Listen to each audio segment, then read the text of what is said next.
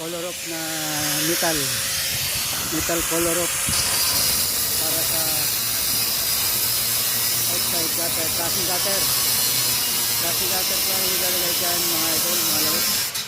Yan po kaya binabawasan sobra, hindi na diba ito.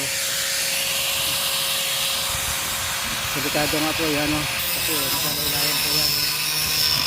Yan po mga idol, pinakatin po yung sobra dito sa color rope at para makabita ng flashing gutter. Ano po, para makabit yung flashing gutter kasi sobra yan, hindi na pwedeng